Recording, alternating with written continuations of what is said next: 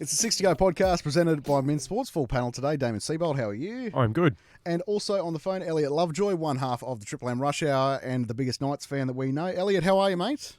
Gentlemen, doing really well. How are you? Good, thanks. How's your off-season been? Well, it's stress-free, isn't it? Especially when you're a Newcastle fan. You expect bad things, you're surprised by good things, and when the off-season's there's no expectation. So lovely. Well, mate, when Caitlin Ponga's haircut's the worst thing to come out of the Knights this off-season, you're looking pretty good. Well, I don't know. I'll one-up him. I think Jackson Hastings has tried to go the same colour, but and with half a mullet attached to it as well. So it's the bleached blonde. I actually sent him a message the other day. I said, I don't know about this one, mate. So, yeah, I don't know. It's a common theme. A few of the boys going around with the blonde locks now. So Murray Taulagi from the Cowboys, a few others too. I don't know. Well, I think Tyson Frizzell might have started it. Didn't he have something ridiculous with the hair during the season? I think anyone that's ever met Tyson Frizzell and you see what a physical specimen he is, whatever he does physically, you don't question. Oh, 100%. Yeah, do what he wants. That's it. He's playing the best footy of his life too. What is he? 33 now. So exactly. Hey, Elliot, a bit of an up and down season for the Knights, and there was a real turning point. I remember Siebes and I were talking about it halfway through the year. If they had have lost that game to the Bulldogs in the middle of the year, Adam O'Brien was in all sorts. We know they tried to go after Des Hasler as well, but after that they just went on a bit of a run, didn't they? And it was quite remarkable, really, how they did it. Yeah, it was. When you look back at that season in review, you're bang on. That Bulldogs game, I think Adam O'Brien half had his bags packed. So, yeah, to go and do what they did, to finish fifth at the end of the regular season, considering they were languishing around that 13th, 14th for quite a period of time. And you know, you talk about great individual runs. We've seen some throughout the years. What Caitlin Ponga did the last half of the season is one of the best. You know, just put your team on your shoulder performances I think I've ever seen. Yeah, look, mate, you took the words out of my mouth. I was about to bring that up. It's, you know, once every couple of seasons, someone goes on one of those runs and you think back to, well, Ben Barber had that season. There was a Jared Haynes season where he went on a tear. Yep. Todd Carney had one, I think, 2010 at the Roosters where he put together 8 to 10 phenomenal games. And Caitlin Ponga's back end of this season was just, it was next level. It was what we've been hoping to see from him for 7 or 8 years. Yeah, it was, and we've seen it. You know, the passionate Knights fans have seen it in sort of dribs and drabs. To be fair, Callan doesn't really have many bad games, but he can have some where he's quiet. That's right. He's never been error riddled or anything like that. You never walk away from a game and question his effort or anything. But you know, there have been times where I suppose his consistency has been questioned, but. For me, and I know we're blessed with so many great fullbacks in the game, and Reece Walsh put together an incredible year. For me, I think he's a Premier One in the competition. Elliot, just from a fan's perspective, was there a point in the year where you thought you started to believe that, hey, this could be actually something really special here? I think actually, to be honest with you, from how they bought in the off-season, I thought it would be a team that you wouldn't question their effort. I think there was probably one game, and it was when we got belted by Parramatta at Combank. I think it was maybe 40 points to 8, something similar, where we just got played off the park. I thought our middles were slow, they looked lazy, and we made some pretty bad defensive reads. Outside of that, I think every game we were either in, or if we were playing a really high-quality team, we didn't have our best players, i.e. Caitlin, available. I thought the effort was there, which for anyone that's a Newcastle fan, that probably hasn't been the case the last, to be honest with you, 15 years, bar probably one of them. So to have a team, and anyone that spent time in Newcastle, you know, it's New South Wales equivalent to a North Queensland. You know what I mean? Like, being a mining town or the area, you've got Cessnock and surrounds and whatever. All they want is a team that puts in effort. You know, I think they lost that game by the Panthers, against the Panthers by a point in Golden Point. And the whole crowd afterwards stayed around, stood on their feet and cheered the side. And I don't reckon there's any other team in the competition that would have had a fan base do that. So that for me, that game made me think, okay, Cohen didn't play in it, but they competed with the best team in the competition. So, and they did it in Brisbane at Suncorp too. They went down right on the buzzer. So they were there or thereabouts. When they got knocked out of the comp in that qualifying semi against New Zealand, honestly, they just looked knackered. I thought they were on their last legs. And to be fair to New Zealand, the first 15 minutes, they were red hot. They flew out of the blocks. Yeah, and they had a crowd that I don't think anyone would have wanted to play outside of New Zealand. They were just parochial, and yeah, you're right. They won the start and were able to almost coast for the rest of the game because of it. But yeah, I mean, if you're a Knights fan, you give a massive tick to what's been the best season in probably outside of making that prelim in 2013 for 20 years. I thought the best win from Newcastle this year was against South Sydney just before the finals, and this was a South team that had everything to play for at the time. They were absolutely on the ropes, and Newcastle just did a number on them really. And it really, I know that the score reads 29-10, but it wasn't competitive, Elliot. And that sort of performance against a team that's been up in the top 4 for the past sort of 10 years, that must give you a lot of confidence going into next year. Yeah, and I mean, there's a couple of things to that. It was one of the few games I got to live. I wasn't working or anything, which was nice. I was just there as a punter. And, they won the stuff that Newcastle hasn't necessarily been associated with for a long time. They won the tough stuff in the middle. I remember the Saifidi boys were on that day. Jackson Hastings wasn't available. Adam Clune came and filled in and had an outstanding game. And I thought they outcompeted South. South have so many outstanding players, but I wouldn't say their entire game is built on hard work and out-competing yada yada. I thought we did that from the outset, and like you said, I thought the scoreline actually flattered South because I thought we belted them. Just on a bit of a negative, losing Dom Young, he's been such a revelation. Yep. He really had a coming out party at the World Cup last year, and he really went on to do some great things this year for Newcastle. He's going to be missed. Oh, hugely, and smartest bit of business I think the Roosters did was signing his brother to a reserve grade contract as well, because I reckon when Newcastle went on that run and Dom's breaking try-scoring records, that's an opportunity where he would have sat there thinking, oh, wow, should I stay? Should I renege on this? But, yeah, him and his brother will be at the Chooks. I believe he's just found himself a nice apartment in Coogee. He's probably Sydney's most eligible bachelor this year. But he will be missed. We've got a couple of boys that have come in. One I'm looking at is Tom Jenkins. He's the young winger from the Panthers. He scored 5 tries in 5 games when he got an opportunity. He's been training the house down. I think Anari Tuala's criminally underrated. And they got a young kid called Christian Mapapalangi who has played 5'8". He's played in the centres, but he's been training on the wing. So he might be within a shot too.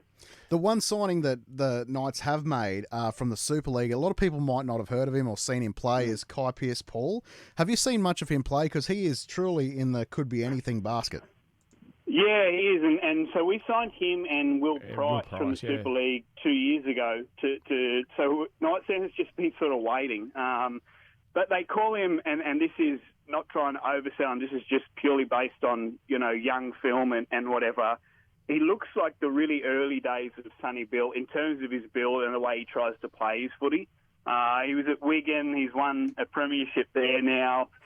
Super talented kid. I think he'll probably look to put on a little bit of size. He still looks pretty lanky, but skillful. He's come over with an injury that he's nursing, but they're hoping to be right for round 1.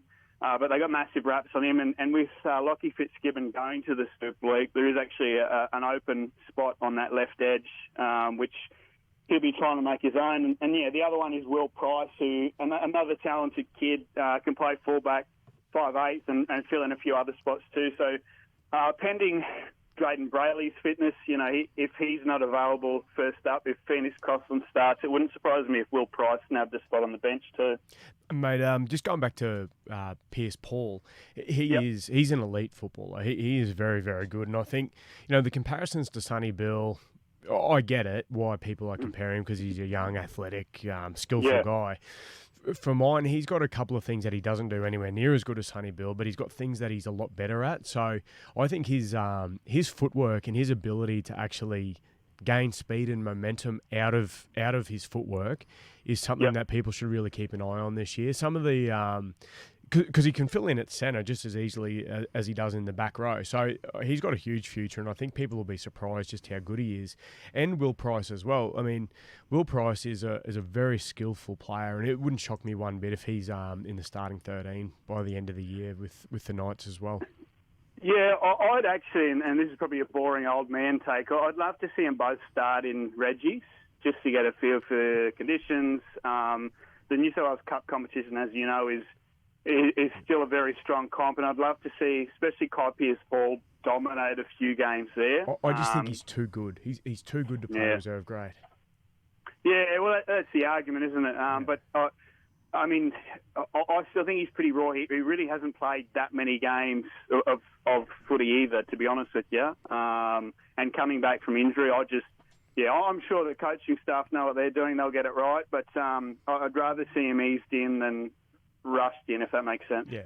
What are your hopes for 24, Elliot? I know a lot of things rest on the back of Ponga's health and availability. But what do you think are realistic expectations for Knights fans next year? I think realistic could be around the top four. I think that is so hard to say, there'll be a top four team. I'm not trying to be a skeptic here, but I think, again, if they finished anywhere between 5th and 8th, again, I think that's a pass mark with the quality of competition, with the loss of Dom Young. I actually think Lockie Fitzgibbon had his best year in first grade. It was a shame to lose him when we did, but he'll go over and dominate over there. I think he's playing with George Williams, and Sammy Burgess is coaching him. But like you said, the excitement of the Pommy boys coming over. I don't know if Newcastle win a comp this year, but I think they make it again to probably the second week of finals. I think it'll be another pass mark. So I think, obviously it was a great back end of the year, and there's going to be some expectation on the Knights now that wasn't there 2023. For mine, the draw plays a big part in teams' success. And if I look at that back end of the season for the Knights, winning's contagious, losing's contagious. And the Knights, that game that we've spoken about, they knocked over the Dogs when things were, hanging by a thread. Then they rolled into the Tigers the following week. And then they went on a bit of a run where they were playing sides that, hypothetically speaking, we think that they're normally a good team, but they caught them at times where they were ordinary. Like, I think at times last year the Storm were ordinary. So Knights got them at the perfect time when they were struggling, and Knights started to gain momentum. And then you could just see that wave. It was building. The crowd support was there. The community would have been right behind them. And Ponga, just everything he touched turned to gold. So, I think the start of the year next year is very important. I haven't actually had a close look yet. What does that first 4 or 5 games look like for the Knights? You caught me there. I haven't had I always look at the back end of the season more than the start, to be honest with you, because Knights are a slow starting side and famously have been for a number of years. Now, our back end of the year includes a number of home games to finish once again. So I think the one thing about them is they're a fitter team than they have been in the past. We've seen Newcastle have leaked so many points over the last decade or so. I think that's one thing they can hang their hat on, is that I thought for the most part they sorted their defence out, and I think bringing blokes that were questioned like, Adam Elliott's, Tyson Gamble's, you can see what Peter Parr did there. He went after competitors, and I think it did make a lot of difference. And I know they fit in really well at the club, but Tyson Gamble has a running battle with Dane Gagai in the best way possible. They're absolute pests, the both of them. So, mate, I do think they're set up to hopefully go on a bit of a run again. I think you're right, Elliot. They can float around that top 4. A lot of people focus on the back end of Newcastle's season, but just take this 5-week stretch at the start of the season. So they beat the Raiders, and then they lose by... it's a draw against Manly, right? And Manly finished the season like an absolute train as well. And then you've got a win against the Warriors, who finished in the top 4. They lose by 1 to Penrith, who are unbelievable, and then they lose to 2 by the Cowboys. So, like, this is not a terrible start to the year. It's just, a point here and there, and they're 4 from 5 in that stretch.